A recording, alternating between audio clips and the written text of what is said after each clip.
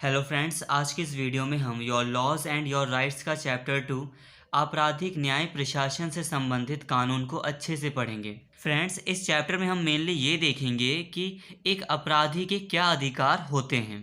तो please video में and तक बने रहें, ये वीडियो आपके लिए काफ़ी इंपॉर्टेंट होने वाला है।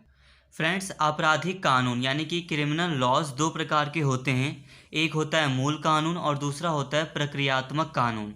या मूल कानून यानी कि आईपीसी। मूल कानून ये बताता है यानी कि आईपीसी ये बताती है कि किसी व्यक्ति को किसी अपराध के लिए कितनी सज़ा मिलेगी। जैसे कि अगर कोई व्यक्ति चोरी करता है तो उसे कितनी साल की सज़ा होगी, 1 साल की होगी, 2 साल की होगी, ये कौन बताता है? ये आईपीसी बताती है। और जो प्रक्रियात्मक कानून होता है यानी कि सीआरपीसी, ये प्रक्रिया के बारे में बताती है कि किसी व्यक्ति को किसी अपराध के लिए किस प्रक्रिया के तहत सज़ा दी जाएगी। उदाहरण के लिए अगर कोई व्यक्ति चोरी करता है तो उसे किस प्रक्रिया के तहत वारंट के जरिए गिरफ्तार किया जाएगा या बिना वारंट के गिरफ्तार किया जाएगा, हथकड़ी लगाई जाएगी कि नहीं लगाई जाएगी। इसके अलावा जांच प्रक्रिया कब शुरू की जाएगी या मजिस्ट्रेट के सामने कब पेश किया जाएगा, ये बताता है प्रक्रियात्मक कानून। अब हम बात करेंगे टाइप्स ऑफ क्रिमिनल ऑफेंस की, यानी कि अपराध कितने प्रकार के होते हैं। तो मेनली अपराध 3 प्रकार के होते हैं, जिसमें से पहला है संज्ञेय और गैर संज्ञेय अपराध, cognizable and non cognizable offence. संज्ञेय अपराध गंभीर प्रकृति यानी कि जघन्य प्रकृति के अपराध होते हैं, जैसे कि रेप, मर्डर, किडनैपिंग इत्यादि। संज्ञेय अपराध होने पर पुलिस बिना वारंट के किसी आरोपी को अरेस्ट कर सकती है। इसके अलावा पुलिस मजिस्ट्रेट या अदालत की अनुमति के बिना जांच प्रक्रिया शुरू कर सकती है। बट अगर हम गैर संज्ञेय अपराध की बात करें तो गैर संज्ञेय अपराध कम गंभीर प्रकृति के अपराध होते हैं, जैसे जालसाजी, धोखाधड़ी या सार्वजनिक उपद्रव।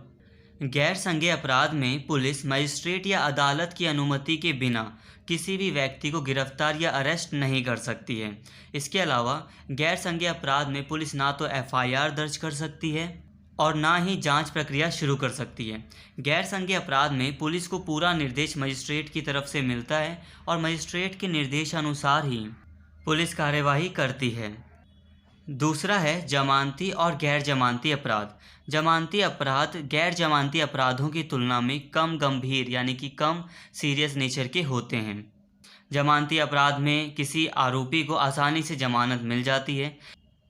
जमानती अपराध में अगर कोई भी आरोपी जमानत की सारी शर्तों को पूरा कर देता है तो जो भी अधिकारी होता है उसे उस व्यक्ति को जमानत देनी पड़ती है।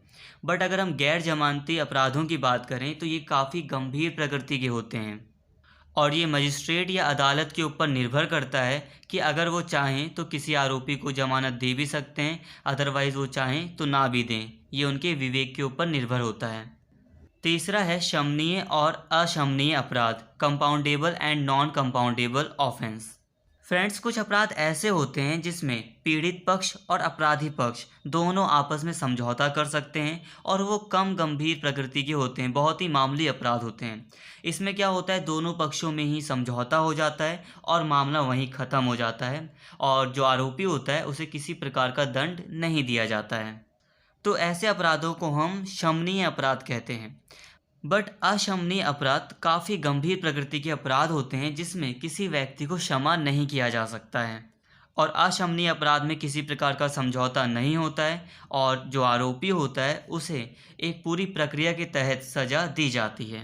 तो फ्रेंड्स, यहाँ पर हमने अपराधों के प्रकारों को अच्छे से समझ लिया है। अब हम आगे बढ़ते हैं। तो अब हम एफआईआर और कंप्लेंट के बीच के अंतर को समझ लेते हैं। एफआईआर यानी कि फर्स्ट इन्फॉर्मेशन रिपोर्ट, प्रथम सूचना रिपोर्ट। एफआईआर को संज्ञेय अपराध होने पर पुलिस के द्वारा दायर किया जाता है। कोई भी इसे दायर करा सकता है, अभी हम आगे बात करेंगे। एफआईआर दायर होने के बाद पुलिस अपनी जांच प्रक्रिया शुरू करती है और किसी आरोपी को अरेस्ट कर सकती है। दूसरी ओर अगर हम कंप्लेंट की बात करें तो अगर कोई भी गैर संज्ञेय अपराध है उस मामले में कंप्लेंट ज़्यादातर की जाती है और ये की जाती है मजिस्ट्रेट के पास। मजिस्ट्रेट के पास जाया जाता है और मौखिक या लिखित रूप में मजिस्ट्रेट को उस अपराध जो भी अपराध हुआ है, किसी भी व्यक्ति के साथ हुआ है, उसकी सूचना दी जाती है। कंप्लेंट को हम गैर संज्ञेय अपराध और संज्ञेय दोनों ही अपराधों में कर सकते हैं। हम किसी भी फॉर्मेट में लिखकर मजिस्ट्रेट को ये सूचना दे सकते हैं कि यहाँ पर ऐसा कोई अपराध हुआ है या हमारे साथ ये अपराध हुआ है। जब मजिस्ट्रेट को इस अपराध की सूचना मिल जाती है और वो समझ जाता है कि अपराध हुआ है, तो वो आगे की कार्यवाही शुरू करवाता है। वो पुलिस अधिकारियों को निर्देश देता है और पुलिस अधिकारी उसके निर्देश के अनुसार आगे की कार्यवाही करते हैं। अब हम बात करते हैं कौन एफआईआर दर्ज करवा सकता है। तो कोई भी पीड़ित जिसके साथ अपराध हुआ है वो व्यक्ति एफआईआर को दर्ज करवा सकता है। इसके अलावा गवाह जिसने अपराध होते देखा है वो भी एफआईआर लिखवा सकता है। इसके अलावा किसी अन्य व्यक्ति द्वारा संज्ञेय अपराध के कृत्य का उचित ज्ञान होने पर एफआईआर दर्ज कराई जा सकती है। कोई भी व्यक्ति है जिसको पता है कि हाँ ये संज्ञेय अपराध हुआ है, कॉग्निजेबल ऑफेंस हुआ है, तो उस मामले में एफआईआर को वो दर्ज करवा सकता है। इसके अलावा किसी भी पुलिस अधिकारी को अगर पता है कि हाँ यहाँ पर ये अपराध हुआ है तो वो खुद भी एफआईआर लिख सकता है। सीआरपीसी की धारा 154 में एफआईआर दर्ज करने की प्रक्रिया को एक्सप्लेन किया गया है। किसी भी व्यक्ति के द्वारा लिखित या मौखिक रूप में पुलिस अधिकारी को अपराध के कृत्य के बारे में बताया जाता है और अगर वो अपराध संज्ञेय अपराध होता है तो उस अपराध को पुलिस अधिकारी लिख लेता है और वो बन जाती है एफआईआर यानी कि फर्स्ट इन्फॉर्मेशन रिपोर्ट। और एफआईआर लिखने के बाद शिकायतकर्ता को पढ़कर बताई जाती है और उसके विधिवत हस्ताक्षर लिए जाते हैं। इसके अलावा ये प्रावधान भी है कि एफआईआर का स्पष्ट रिकॉर्ड रखने के लिए प्राथमिकी की जानकारी को स्टेशन हाउस रजिस्टर या स्टेशन डायरी में भी दर्ज किया जाना चाहिए और पंजीकृत एफआईआर की एक प्रति यानी कि कॉपी भी शिकायतकर्ता को मुफ्त में प्रदान की जाती है। तो फ्रेंड्स, एफआईआर लिखने के बाद शिकायतकर्ता को पढ़कर बताई जाती है और शिकायतकर्ता के विधिवत हस्ताक्षर भी लिए जाते हैं और उस एफआईआर की एक कॉपी शिकायतकर्ता को मुफ्त में प्रदान की जाती है। अधिकार क्षेत्र, हमें अपनी एफआईआर उस क्षेत्र के पुलिस स्टेशन में लिखवानी चाहिए जहां पर वो अपराध हुआ है। बट अगर हम ऐसा नहीं कर सकते हैं तो इसके लिए 0 एफआईआर का प्रावधान भी किया गया है। मतलब ये कि जब कभी भी हम अपने क्षेत्र में जहां पर अपराध हुआ है उसके बाहर के किसी पुलिस स्टेशन में एफआईआर लिखवाते हैं तो उसको 0 एफआईआर कहा जाता है। 0 एफआईआर पर वो पुलिस स्टेशन कोई भी कार्यवाही नहीं करता है और इस एफआईआर को विधिवत ट्रांसफ़र कर दिया जाता है जहां पर ये अपराध हुआ था उसके पुलिस स्टेशन में और उसके बाद आगे की कार्यवाही शुरू होती है। अगर हम एफआईआर के महत्व की बात करें तो एफआईआर लिखने के तुरंत बाद ही पुलिस अपराध की जांच करना शुरू कर देती है। इसके अलावा अगर हम इसकी विषय वस्तु की बात करें तो एफआईआर बिल्कुल स्पष्ट होनी चाहिए, साफ शब्दों में होनी चाहिए। इसमें शिकायतकर्ता का नाम होना चाहिए, अगर अपराधी का नाम पता है तो वो भी इसमें दर्ज किया जाना चाहिए। इसके साथ ही पता, फ़ोन नंबर इत्यादि चीज़ें भी इसमें लिखी जानी चाहिए। इसके अलावा अपराध कब हुआ था, किस दिन हुआ था, किस समय हुआ था, किस स्थान पर हुआ था, ये भी इसमें स्पष्ट होना चाहिए, लिखा गया होना चाहिए और जो भी संज्ञेय अपराध हुआ है उसको डिटेल में लिखा जाना चाहिए। भारतीय दंड संहिता 182 और 211 के तहत अगर कोई भी व्यक्ति जो कि झूठी गवाही देता है उसको सज़ा सुनाई जा सकती है। अगर पुलिस एफआईआर दर्ज करने से इनकार कर देती है तो पीड़ित व्यक्ति क्या कर सकता है? तो फ्रेंड्स, यहाँ पर हम अपराधी और पीड़ित व्यक्ति दोनों के ही अधिकारों को देख रहे हैं। हम देख रहे हैं कि अपराधी को कौन कौन से अधिकार प्राप्त हैं, साथ में ही हम ये भी देख रहे हैं कि किसी पीड़ित व्यक्ति को कौन कौन से अधिकार प्राप्त हैं। तो ऐसी सिचुएशन में जब पुलिस एफआईआर दर्ज करने से मना कर दे तो पीड़ित व्यक्ति संज्ञेय अपराध के कृत्य के बारे में लिखित सूचना एसपी को यानी कि पुलिस अधीक्षक को डाक से भेज सकता है और जब एसपी को ये विश्वास हो जाता है कि कोई संज्ञेय अपराध हुआ है तो वो खुद या किसी अधिकारी को कहकर निर्देश देकर इसकी जांच शुरू करवा सकता है। इसके अलावा अगर पुलिस संज्ञेय अपराध होने पर भी एफआईआर लिखने से मना कर देती है तो पीड़ित व्यक्ति मजिस्ट्रेट को आवेदन दायर कर सकता है और मजिस्ट्रेट पुलिस को एफआईआर दर्ज करने और जांच करने के लिए निर्देशित कर सकता है। अब हम बात करते हैं गिरफ्तारी कौन कर सकता है। तो सीआरपीसी में ये साफ साफ लिखा गया है। सीआरपीसी की धारा 155 में कहा गया है कि पुलिस किसी व्यक्ति को संज्ञेय या गैर संज्ञेय अपराध होने पर गिरफ्तार कर सकती है। गैर संज्ञेय अपराध में हम जानते हैं कि पुलिस वारंट के बिना गिरफ्तार नहीं कर सकती है। इसके अलावा अगर मजिस्ट्रेट के सामने कोई अपराध होता है तो मजिस्ट्रेट खुद भी सीआरपीसी की धारा 44 के तहत किसी आरोपी को गिरफ्तार कर सकता है। इसके अलावा सीआरपीसी की धारा 43 के तहत कोई निजी व्यक्ति भी जिसके सामने कोई अपराध हो रहा है या कोई अपराधी खड़ा है तो उसको वो गिरफ्तार कर सकता है और अपने नज़दीकी पुलिस स्टेशन में उसको हिरासत में दे सकता है, सौंप सकता है। गिरफ्तारी की प्रक्रिया सीआरपीसी की धारा 46(1) में इसको डिफाइन किया गया है। अगर कोई भी व्यक्ति आसानी से अपनी गिरफ्तारी दे रहा है तो पुलिस उसको गिरफ्तार कर सकती है, बट अगर वो गिरफ्तारी देने से बच रहा है तो पुलिस जबरन यानी कि ज़बरदस्ती भी कर सकती है। अब हम बात करते हैं गिरफ्तार व्यक्ति के अधिकारों की, यानी कि जिस व्यक्ति को गिरफ्तार किया जाता है उसके पास कौन कौन से अधिकार होते हैं। तो पहला अधिकार है गिरफ्तारी के बारे में सूचित किए जाने का अधिकार। भले ही व्यक्ति ने संज्ञेय अपराध किया हो या गैर संज्ञेय अपराध किया हो, भले ही किसी व्यक्ति को वारंट के साथ गिरफ्तार किया गया हो या बिना वारंट के गिरफ्तार किया गया हो, तब भी व्यक्ति को ये अधिकार प्राप्त होता है कि उसे ये जानने का अधिकार है कि उसे क्यों गिरफ्तार किया जा रहा है। इसके अलावा दूसरा अधिकार है जमानत के लिए आवेदन करने का अधिकार। व्यक्ति के पास, किसी भी आरोपी के पास ये अधिकार होता है कि वो जमानत के लिए आवेदन कर सकता है। इसके अलावा ये अधिकार बहुत ही इम्पॉर्टेंट है कि गिरफ्तारी के 24 घंटे के भीतर मजिस्ट्रेट के सामने पेश होने का अधिकार। पुलिस किसी भी व्यक्ति को 24 घंटे से ज़्यादा बिना मजिस्ट्रेट के सामने उपस्थित किए गिरफ्तार नहीं रख सकती है, भले ही व्यक्ति ने कैसा भी अपराध किया हो।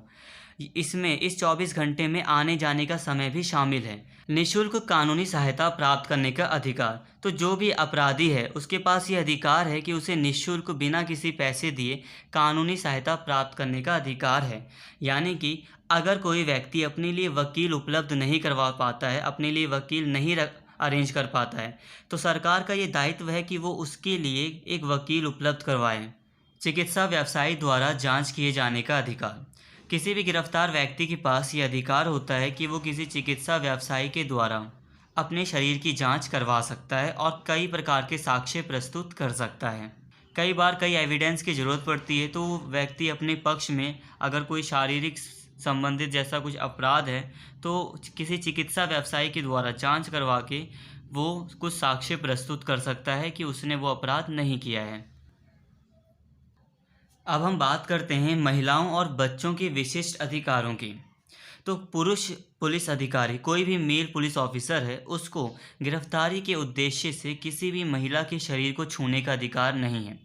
इसके अलावा पुलिस से ये उम्मीद की जाती है कि वो सूर्य अस्त और सूर्योदय के बीच की अवधि में किसी भी महिला को गिरफ्तार ना करें, और अगर ये गिरफ्तारी बहुत ज़रूरी है तो महिला पुलिस का होना अनिवार्य है पुलिस स्टेशन में। इसके साथ ही मजिस्ट्रेट की मंजूरी के बाद ही किसी महिला को सूर्य अस्त और सूर्योदय के बीच गिरफ्तार किया जा सकता है।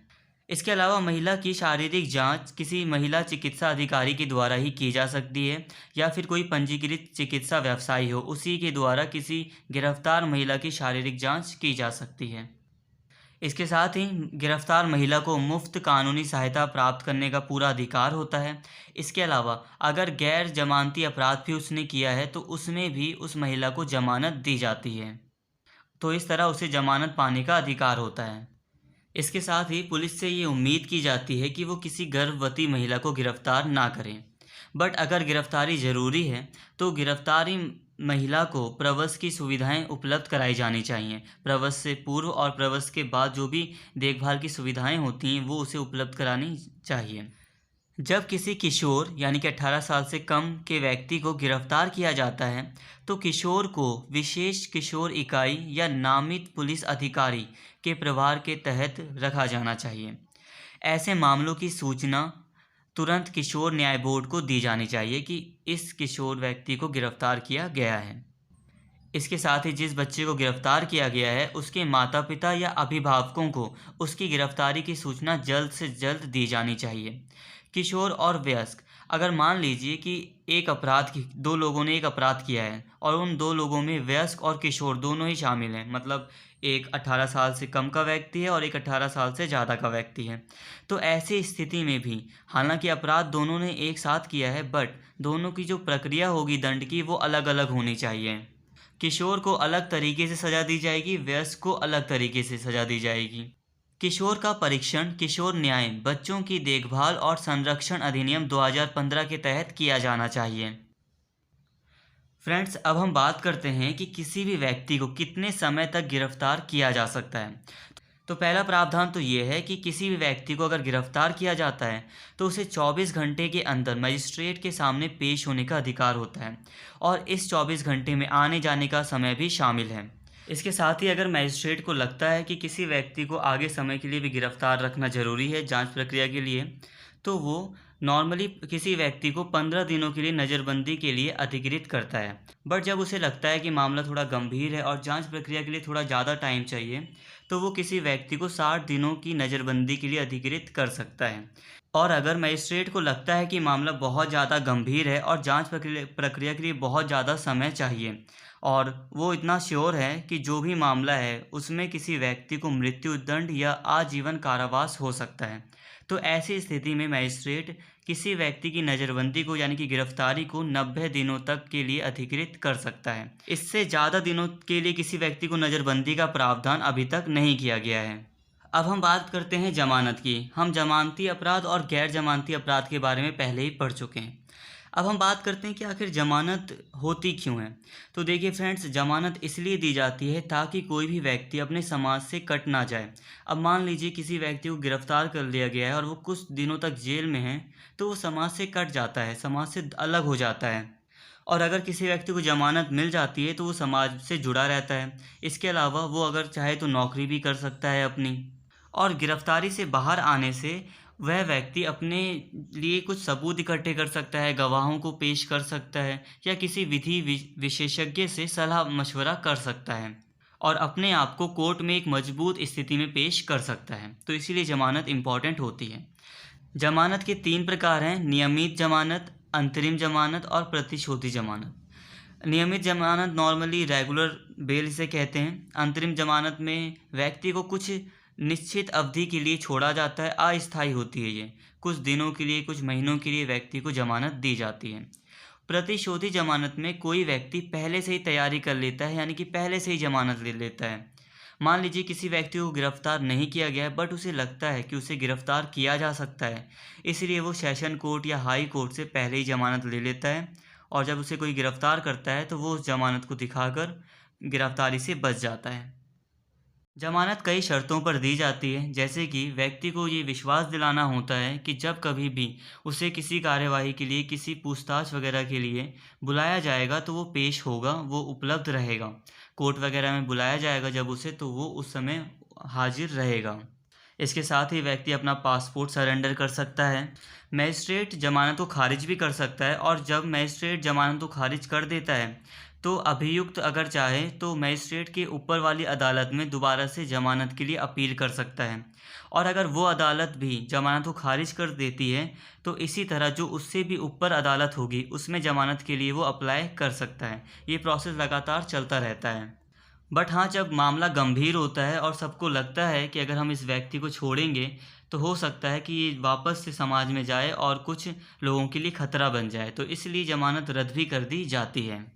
तो फ्रेंड्स, आज की इस वीडियो में हमने काफ़ी अधिकारों के बारे में जाना। तो प्लीज़ अगर आपको वीडियो पसंद आई हो तो चैनल को ज़रूर सब्सक्राइब कर लें और इस वीडियो को ज़्यादा से ज़्यादा शेयर करें और लाइक करें। Thank you.